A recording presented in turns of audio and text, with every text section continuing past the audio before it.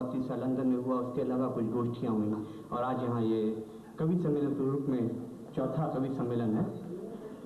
तो उसमें साहिल जी को सब जगह तालियां बहुत मिली। तो साहब साहिल जी तीसरे कवि सम्मेलन के बाद मुझसे बोले, पद्मेश जी लगता है मैं तो वाकई कवि हो गया। मैंने कहा ऐसी क्या बात हो गई? तब बोले इतनी तालियां यहाँ बज रही हैं, इतने मेरे फैन हो रहे हैं। मैंने कहा क्यों साहब, भारत में नहीं होते क्या? नहीं, कहते हैं साहब कवि सम्मेलन जो भारत के होते हैं, मुझे एक कवि सम्मेलन के 50,000 रुपये मिलते हैं और जिसमें 20,000 रुपये मेरे खर्च हो जाते हैं।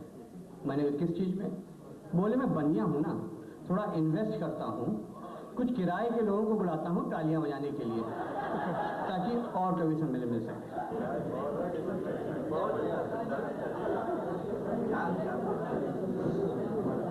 आप सभी सम्मान्य श्रोताओं को सादर नमन करता हूँ। अगर आप सभी ने मोहल्ला बदल लिया हो तो मैं शुरू करना चाहता हूँ। सबसे पहले मैं मिस्टर भान को बधाई देता हूँ, शुभकामनाएं देता हूँ कि उन्होंने इतना सुंदर भोजन का आयोजन आज आप सबके लिए किया, हमारे लिए किया। मुझे इसका बिल्कुल भान नहीं था कि उनका खान पान इतना शानदार होगा, क्योंकि चांदनी चौक दिल्ली में जो मशहूर है इस प्रकार के भोजन के लिए, इस प्रकार के चाट के लिए, मैं यकीन से कहता हूँ ऐसा मैंने वहाँ भी नहीं खाया।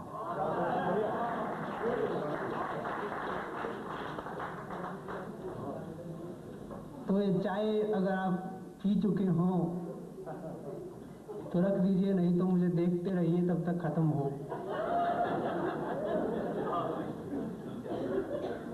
नहीं, मैं चिंता में हूं कि तालियां कौन बजाएगा। या तो आप अपने मोहल्ले वाले से एग्रीमेंट करो कि एक ताली उसकी एक आपकी, या फिर चाय खत्म करिए। अभी आपके सामने विभिन्न प्रकार के अलग अलग चरित्र के कवि आए, सबने अपने अपने हुनर दिखाए।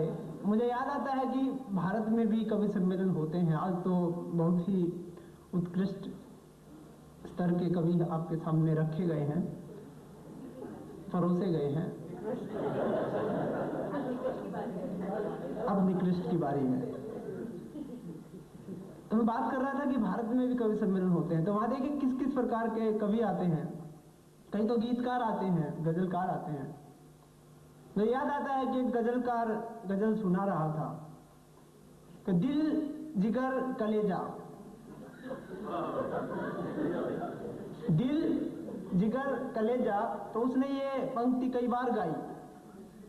अब एक हरियाणा का श्रोता खड़ा हुआ, बोला तू गजल गा रहा है या मीट बेच रहा है?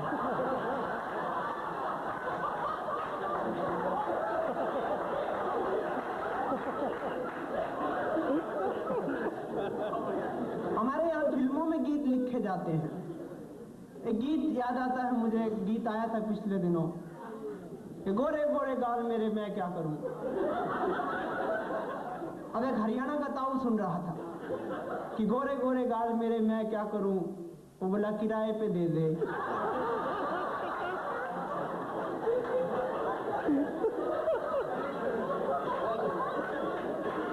नीली नीली आंखें मेरी मैं क्या करूं, बोला फोड़ ले। अब भगवान ने आपको सौंदर्य दे दिया, वो कह रही है कि मैं क्या करूं। एक और गीत आया था कि मेरा पिया घर आया ओ राम जी। अब मैं प्रश्न करता हूं, मेरा पिया घर आया ओ राम जी, सबके घर में ही आते हैं, पड़ोस में किसका जाता है?